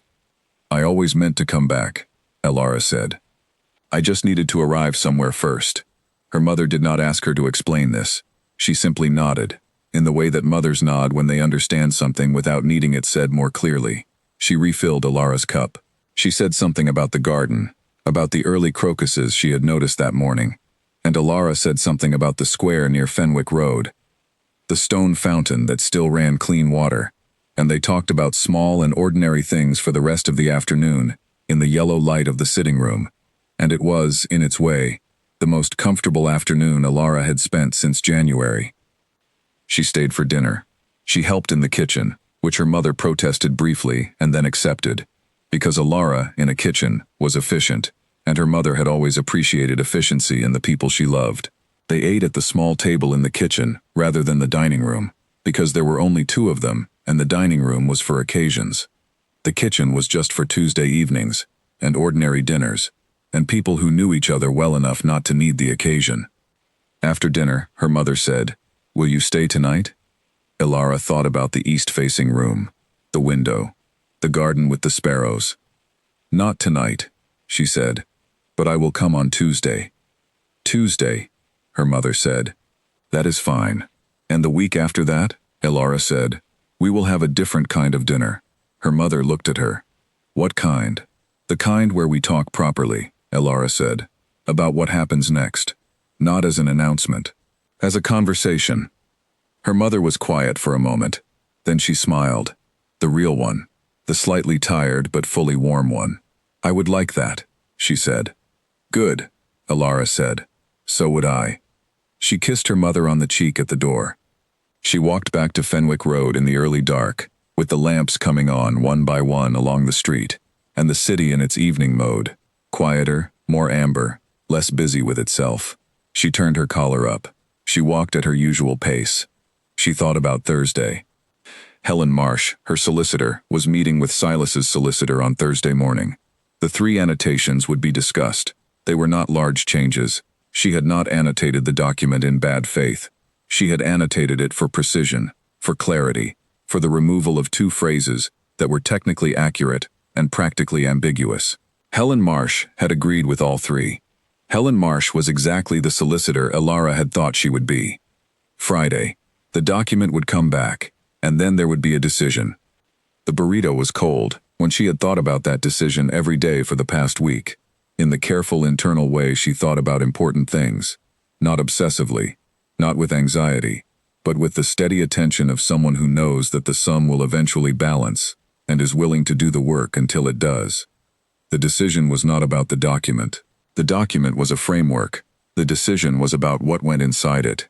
She thought about the kitchen in the morning. She thought about counting the pins. She thought about the scrap of paper on the nightstand, and the grandmother's brooch, and the 12 shillings, and the boarding house with the green door. She thought about all the versions of Alara Voss she had been. The practical one, the arranged one, the one who wore the pale green dress to be unimportant at a table where everyone was looking, the one who walked out of a church in the rain and counted her steps on Aldwych Street. She thought about the one she was becoming. She was not sure yet what that one looked like. She had a few details. East-facing. Morning light. The kind of woman who sends a note and receives one back and reads it twice and puts it on the nightstand beside the scrap of paper because it matters. The kind of woman who asks for what she needs in writing, in conversation, clearly and without apology, and who means it when she says that the document has to come first. The kind of woman who makes tea in someone else's kitchen and does not wait to be invited. She turned on to Fenwick Road. Number 47, green door, plain sign. She let herself in. The house was warm. The lamp in the hallway was on. Mrs. Peel was somewhere in the back, moving things, doing the quiet evening work. Alara went upstairs. She went to her room. She took off her coat. She sat at the table by the window. Outside, the street was dark, and the lamplight made it amber. A couple walked past below, not hurrying, talking quietly. A cat appeared on the pavement, and then went around a corner. Somewhere, a clock struck 8. She opened her notebook. She wrote, Friday. And then, below it, in the same plain hand, what is the right word for the kind of life you build after you have stopped building the life you were told to build? She sat with that for a while. She did not have the answer yet, but she was in the right room. And it was east-facing. And in the morning, the light would come through the window, the way it came through every morning, direct and ordinary and entirely itself. And she would be there to see it, which was more than she had allowed herself to expect for a very long time. She closed the notebook. She went to the window. The street below was quiet now. She looked at it for a long time, at the lamps, at the empty pavement, at the corner where Fenwick Road turned into the rest of the city. Then she let the curtain fall. She went to bed. She slept well. Friday came, the way good days come, without announcement, without ceremony, in the ordinary gray light of a March morning that was neither warm nor cold, but simply present and waiting. Alara woke at 6. She made tea. She stood at the window of the small kitchen on the first floor of number 47 and watched the garden, which had not changed in the week she had been looking at it. Still bare, still brown, still occupied by the same small gray sparrows that came to the same bush at the same hours. She had stopped trying to find meaning in the constancy of the sparrows. They were birds, they had a bush. This was a complete and sufficient fact. Helen Marsh sent word at 8:30. A short note, written in the efficient hand Alara had expected. The annotations have been accepted. The revised document will be ready for your signature by 3 this afternoon. Please confirm whether you would like to come to my office, or whether you would prefer I deliver it to Fenwick Road. Alara wrote back. I will come to your office at 3. She sealed the note. She gave it to Mrs. Peel. She ate her breakfast. Then she put on her coat and went to see Silas. This was not something she had planned. She had planned Friday as the day of the document, the day of the signature, the day of the decision. She had not planned Friday as the day she would walk to the Crane House on Berkeley Street, which she had been to twice before, for dinners, and had found exactly as careful and correct and slightly cold as she would have expected, and knock at the door before 9 in the morning, with no note sent ahead, and no particular speech prepared. She knocked anyway. The butler opened the door and looked at her with mild surprise, which was the most expression a Crane household butler would show at an unannounced visitor. Miss Voss, he said. Is Lord Crane at home? She said. Yes, Miss Voss. I would like to see him, please. A short pause. Will you wait in the blue room, Miss Voss? Yes, she said. The blue room was, in fact, blue.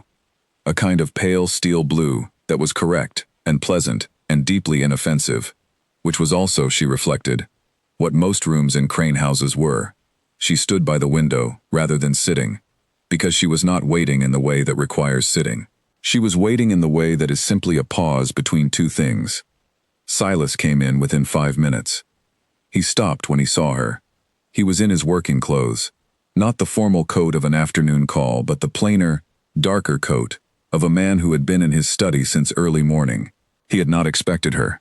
This was clear in his face, which showed more than it usually showed when he was not prepared. Alara, he said. I know I have not sent word, she said. That is all right, he said. The document is ready, she said. Helen Marsh will have it for signature at 3. Yes, he said. She sent word this morning. I am going to sign it, she said. He was very still. He waited. And when I sign it, she said, I would like to discuss the rest. Not here, not at Fenwick Road. Somewhere that is neither of our places yet.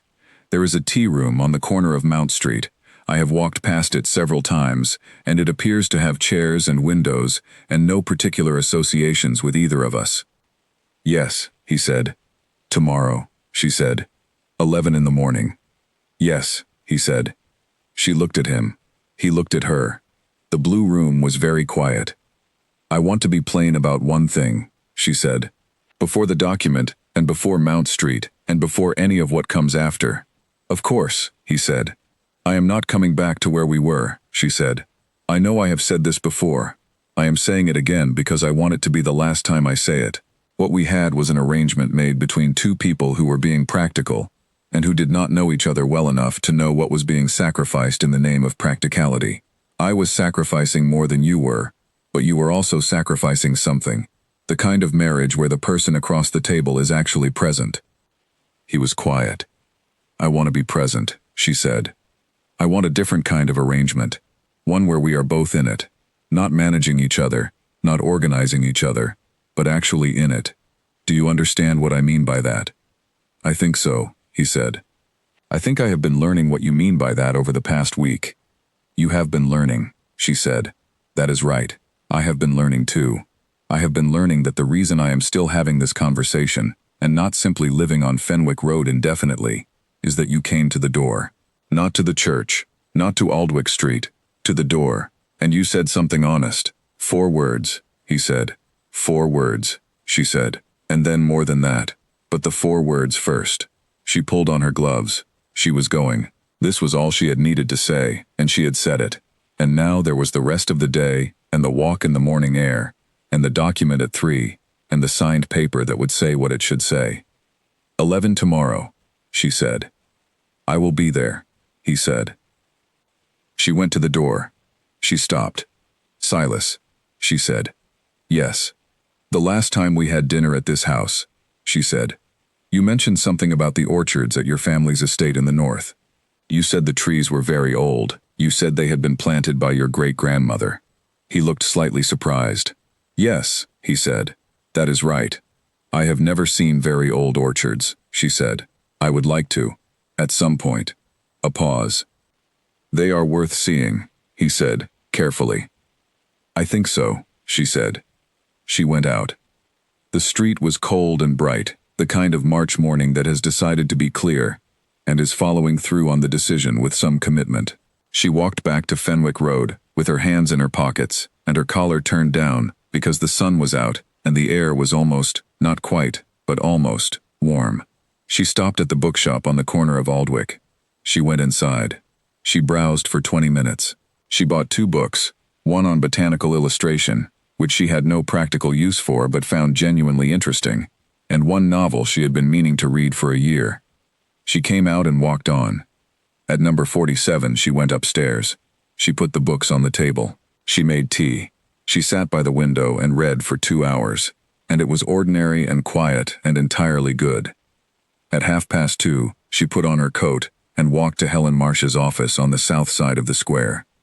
The document was on the desk.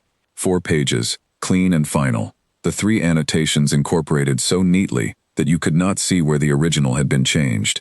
Helen Marsh went through it with her paragraph by paragraph, which Elara appreciated, not because she needed the explanation, but because it confirmed that Marsh had read it fully, and understood it fully, and was not simply handing her a paper to sign. At 3:05, Elara signed. Helen Marsh signed as witness. The document was folded. A copy was placed in Helen Marsh's file. A copy was given to Elara in a clean envelope. It goes to Lord Crane's solicitor this evening, Marsh said. He will have it executed on his end by Monday. Yes, Elara said. Thank you. You are welcome, Marsh said. And then, in the precise and unsentimental tone that Elara had valued from their first meeting, you did this correctly. Yes, Elara said. I tried to. She walked back to Fenwick Road with the envelope under her arm. She was not overcome with feeling.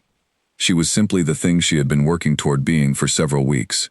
The woman who had done the correct thing, in the right order, with the real information. She set the envelope on the nightstand. She looked at the small collection that had gathered there over the past week, the 2 letters from her mother, the letter from Silas, the card with 4 words, the scrap of paper with the address. She moved the scrap of paper. She set the envelope down. The nightstand looked like a history of the past week laid out in paper. She did not find this sentimental. She found it accurate. She made tea. She read her novel. She had dinner in the kitchen with Mrs. Peel, who was, Elara had discovered over the course of the week, a woman of very few words, and a very good recipe for potato soup, which was on the table tonight, and which was, Elara thought, one of the better things she had eaten in recent memory. Staying on? Mrs. Peel asked, at the end of the meal. For now, Elara said. A few more weeks, perhaps. Room is yours, as long as you need it, Mrs. Peel said, and took the bowls to the sink. Elara helped with the washing up. The day she went upstairs, she sat by the window in the dark with the lamp off, because the lamplight from the street was sufficient, and she liked the way the room looked in that light, honest and dim, and exactly what it was. She thought about the orchards. She thought about the very old trees planted by a great-grandmother, who was now nothing but a story, and a row of trees still producing fruit. She thought about the word for the kind of life you build after you have stopped building the life you were told to build. She did not have the word yet, but she thought the orchards were part of it, and Mount Street at 11 in the morning, and the bookshop on the corner of Aldwych, and this room, which was hers, which she had arrived at correctly, which she did not need to be afraid of anymore. She went to bed. In the morning, the sparrows came to the bush in the garden, as they always did. That she watched them from the window with her tea. She was still there when the light changed and the day began properly, and she felt, with the clarity of something long overdue, that she was exactly where she needed to be. Not permanently, not as an ending, but as the right place to begin from. Which was, she thought, more than most people ever managed. And it was enough. It was more than enough. It was, finally, the beginning of something true. Saturday arrived with sunlight that was too bright for the season, the kind of light that March produces occasionally, as a kind of promise, without intending to keep it consistently. Elara walked to Mount Street at 10:30, to arrive before 11, which was the habit of someone who plans routes rather than times, who builds in the margin rather than hoping for it. The tea room on Mount Street was called, simply, Arnott's, and had been there, she gathered from the wooden sign and the slightly worn quality of its front step, for a considerable number of years. Inside it was warm and low-ceilinged, and smelled of bread and coffee, and the pleasant ordinariness of a place that feeds people without trying to impress them. She chose a table by the window, not the corner table, which had a lamp that would have put the light behind one of them, and the other in shadow, but the table too from the window, which gave them both the same light, which was the right light for the conversation she intended to have. Silas arrived at 11:05. She had not expected him early, and she noticed it without surprise. He came in and scanned the room, and found her, and came to the table, and sat down without ceremony. He had dressed neither too formally nor too casually, which meant he had thought about it, which meant the morning had required thought. She had done the same. They ordered tea. They ordered bread, because the bread was there, and because eating together is different from not eating together, and she had decided, sometime in the walk over, that this was a meal, not a negotiation, and meals went better with bread. "The document," she said, after the tea came. "You have it?" "I signed this morning," he said. "It goes to your solicitor on Monday." "Good," she said. They sat with that for a moment. "I want to tell you something," he said. "Go ahead," she said. "The morning of the wedding," he said, "when I found the ring on the pillar, I stood there for some time, longer than was rational. I was trying to understand what I was looking at." He looked at the cup in his hands.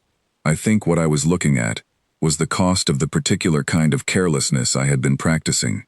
Not the letter specifically. The letter was the visible thing, the thing I could point to, but behind it, there was a larger carelessness, which was that I had made an arrangement with a person and had not actually looked at the person clearly enough to make the arrangement correctly." Elara listened. "I had seen you," he said. "You were not invisible to me. I noticed the chair at the far end of the table. I noticed the way you watched my uncle's horses. I noticed the second act of the theater." He paused. "But I had put all of those observations in one place, and my assumptions about the arrangement in a different place, and I had not connected them. The disconnection is the problem," she said, "not the observation." "Yes," he said. "Exactly." "I did something similar," she said.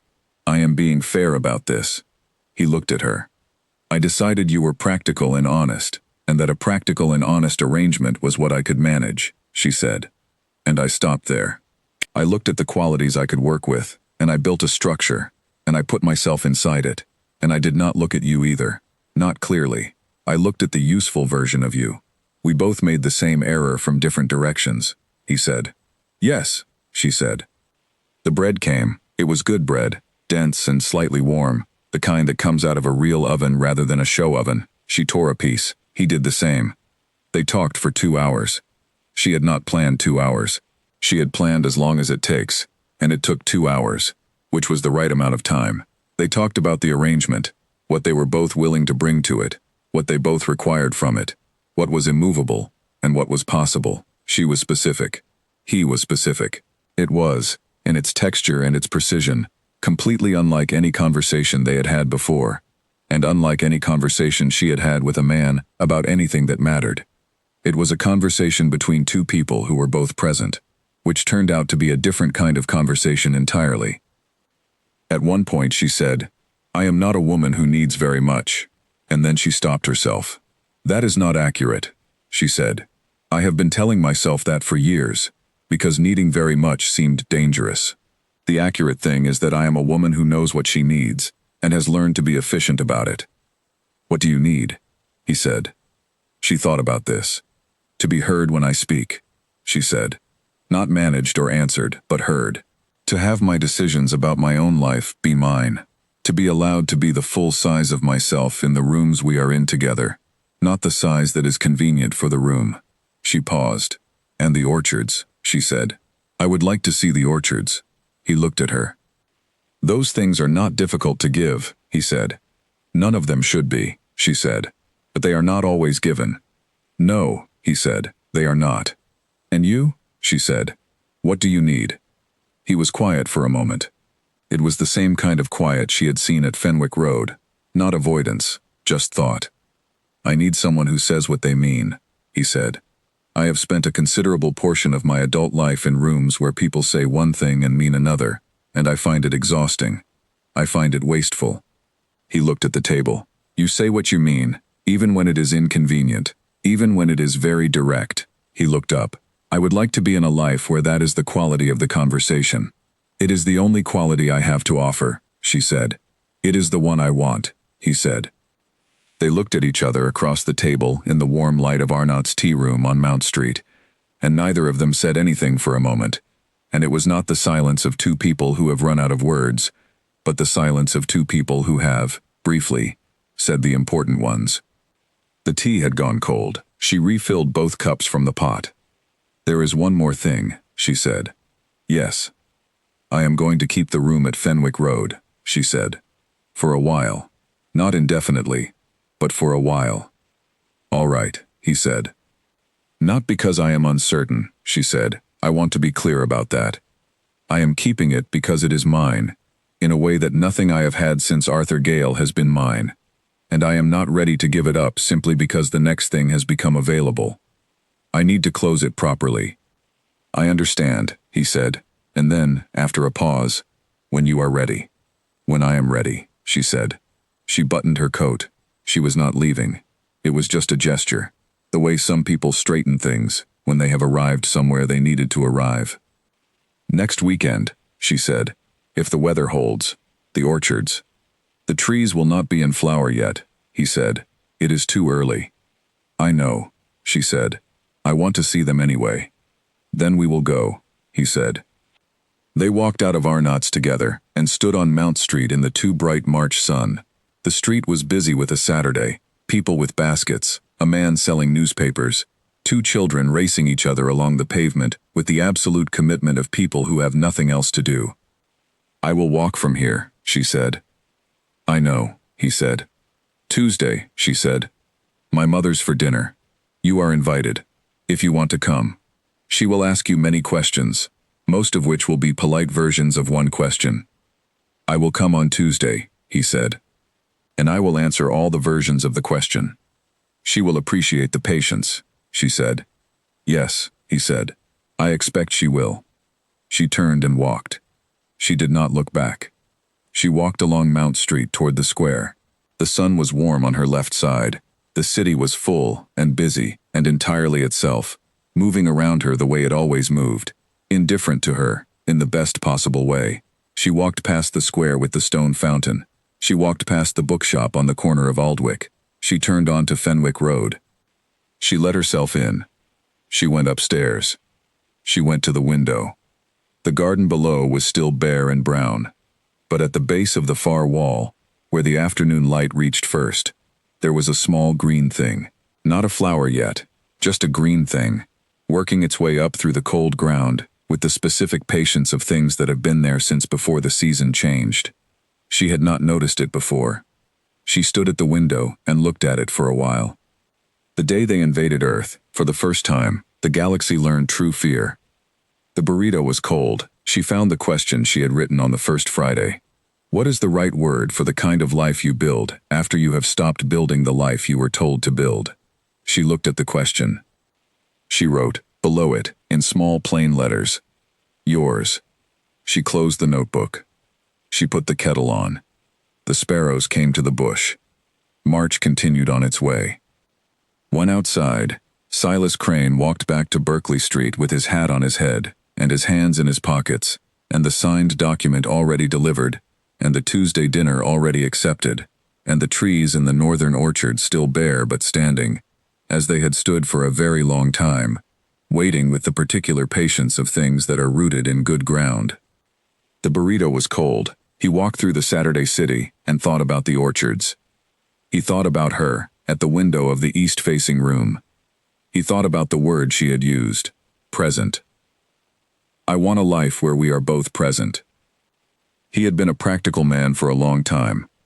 He was beginning to understand that practicality was not a synonym for presence. He walked home. He sat at his desk. He did not write a letter. He looked out the window at the street, which was ordinary and bright and full of people doing ordinary things, and he thought about the length of time it takes to grow something properly, how the trees in the orchard had taken decades before the fruit came right, and how his great-grandmother had planted them, without expecting to be the one who ate the best of what they grew. He thought about planting things you are not certain you will see finished. He thought about Elara Voss at the table in Arnott's tearing bread, with the particular ease of someone who is not performing their comfort, but actually feels it. He put his hat on the coat stand.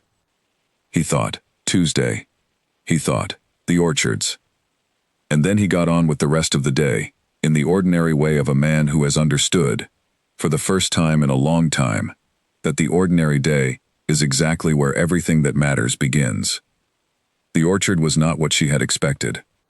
She had built it in her imagination over the course of the week, built it from the words very old and great-grandmother, and fruit, and north, and the orchard she had constructed from those materials was ordered, and gray, and somewhat austere, the kind of thing a Crane family would maintain. Rows of trees precisely spaced, everything trimmed, nothing out of place. The actual orchard was something else entirely. It was on the north side of the estate, reached by a path that went through a wooden gate that did not quite close properly, and had not, by the look of the latch, closed properly for some time. The trees were old, older than she had quite understood the word old to mean when it came to trees. They were not large trees, but they were not small trees either. They were the kind of trees that have been doing what they do for so long that they have developed their own opinions about it. Branches going in the directions they chose, rather than the directions they were encouraged. Bark gray, and deeply textured, and genuinely ancient.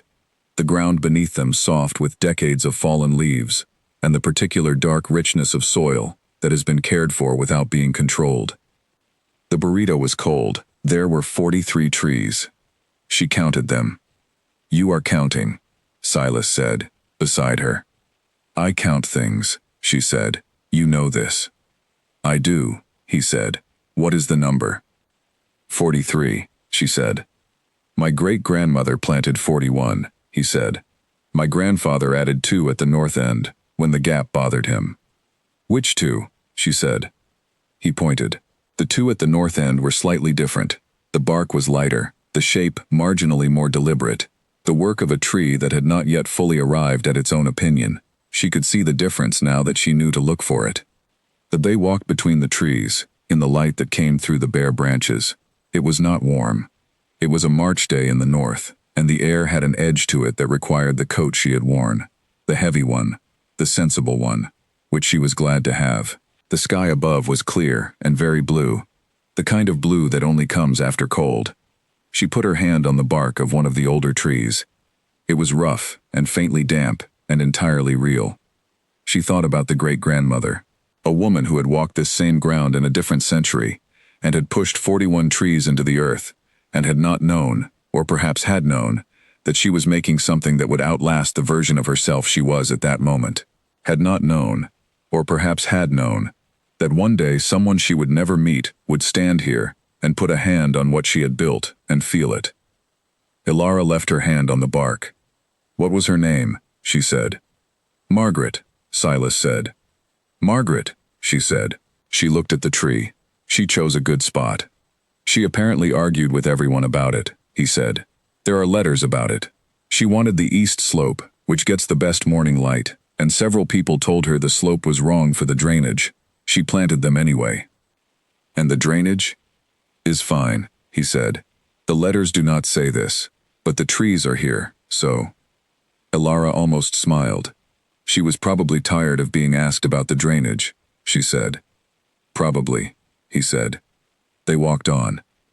She had not known what to expect from the week, from Tuesday's dinner, or the walk through the gate, or the 2 hours at Arnott's. She had not known what to expect from Silas in the context of his family's estate, which was a different context from a church vestibule, or a blue sitting room, or a boarding house kitchen. She was still measuring, still taking the careful inventory of a person she was only beginning to know with the right kind of attention. He had come to her mother's dinner on Tuesday, and had done the things she had asked of him, answered all the versions of the question, patiently and without performance. Her mother had been nervous, and then less nervous, and then, by the end of the meal, had relaxed into the particular warmth she showed to people she had decided to trust, which she decided slowly, and held firmly once decided. Elara had watched all of this from her end of the kitchen table, and had thought, good, and had also thought, we are beginning. The orchard was part of the beginning. She did not know what would be added to it.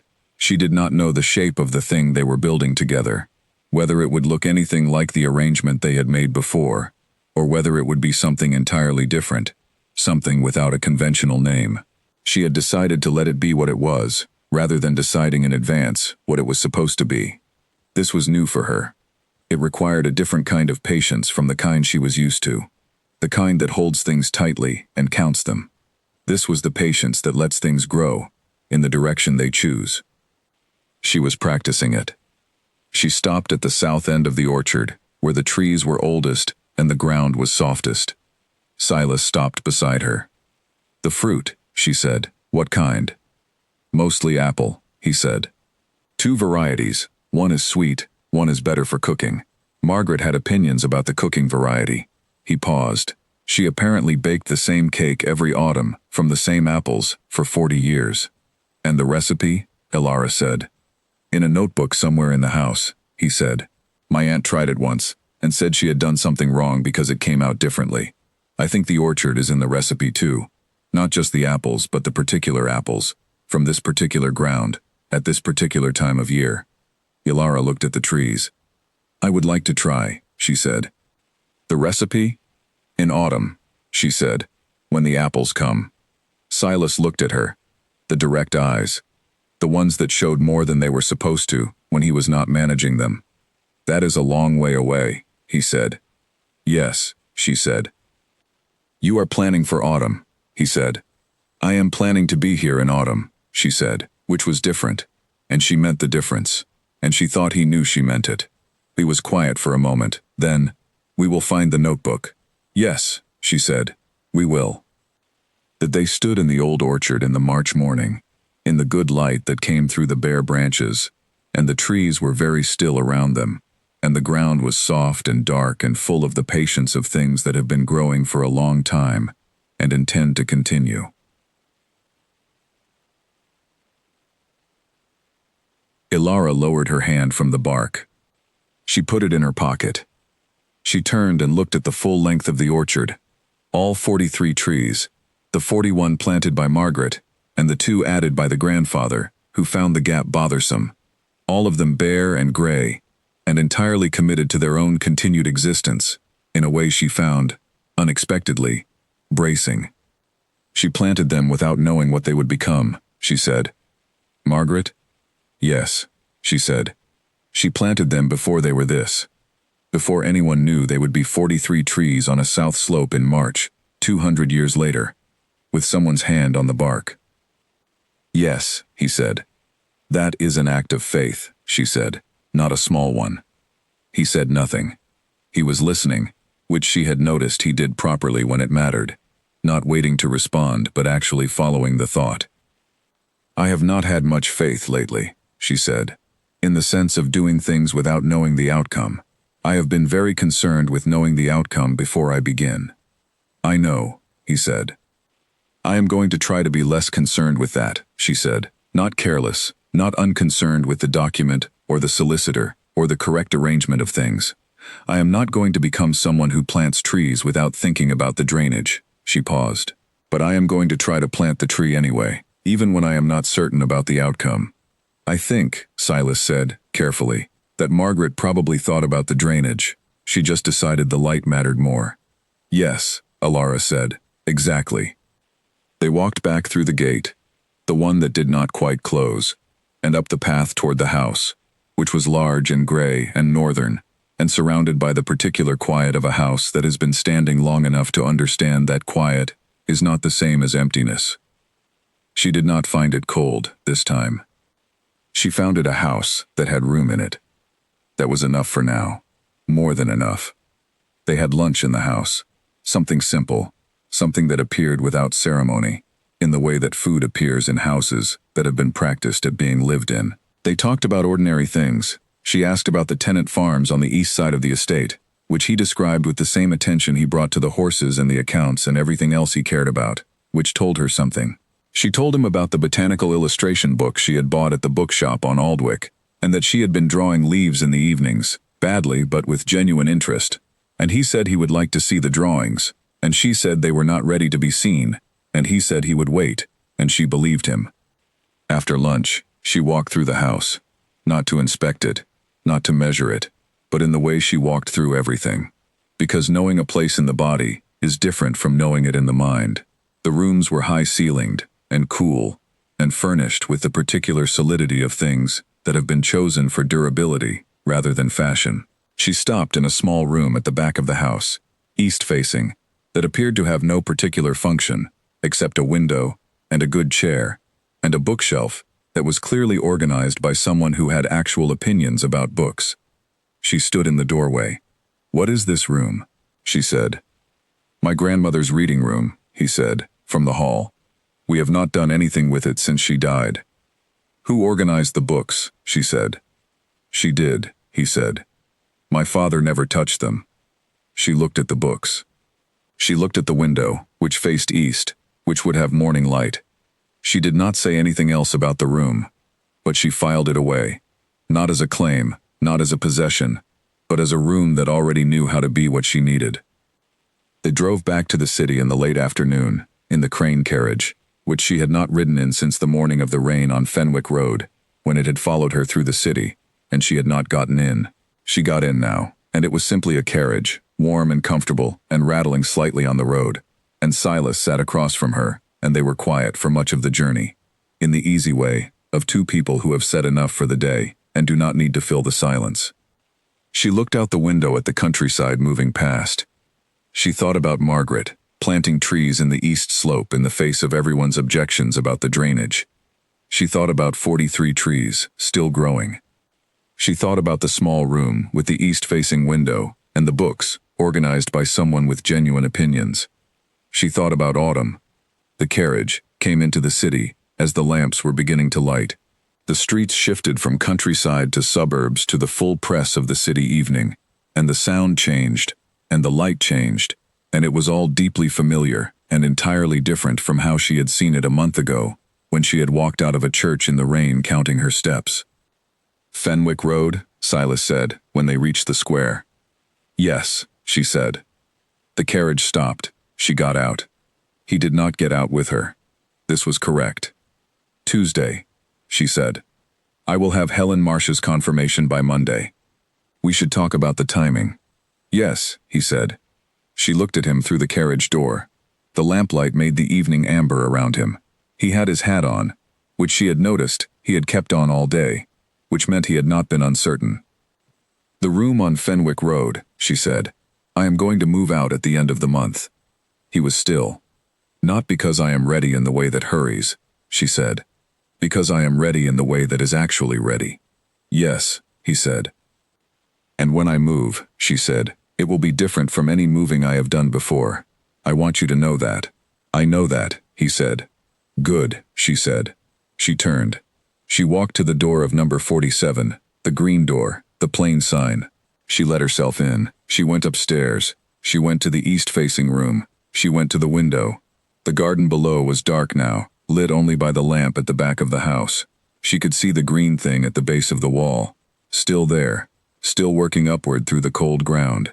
In this light, she could see it more clearly. Not just a green thing, but a specific thing. A small and determined particular plant that had decided this was its corner, and was proceeding accordingly. She would ask Mrs. Peel what it was. She would remember the answer. She put the kettle on. She took out the botanical illustration book. She sat at the table and opened it to the page she had been working from. An apple leaf, detailed and exact, drawn by someone who had looked at it very carefully for a long time. She picked up her pencil. She was not good at this yet. She drew anyway. The leaf took shape slowly on the paper.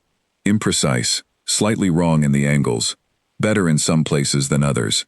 Nothing like the illustration in the book. But it was hers. It was the record of an evening in March, in an east-facing room, in a boarding house on Fenwick Road, which was a room she had found herself, and paid for herself, and arrived at correctly. She drew until the light was too dim. Then she closed the book. She looked at the drawing. She thought about the orchard. She thought about October.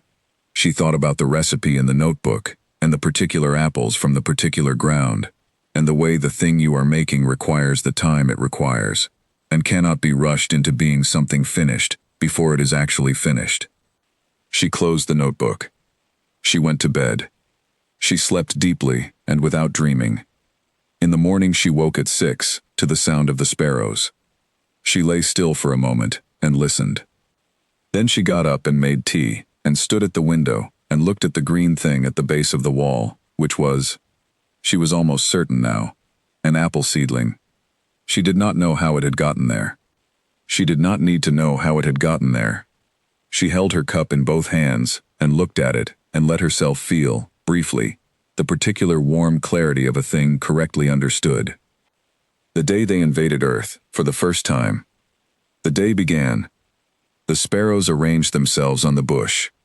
Fenwick Road went about its Saturday morning, indifferent and ordinary, and full of small, ordinary purpose. And Alara Voss stood at the window of the east-facing room, warm inside the warmth of it, and watched the morning come, and was, without qualification, without management, without the machinery of the carefully arranged smile, entirely present. Which was, after all, where everything that mattered had always lived.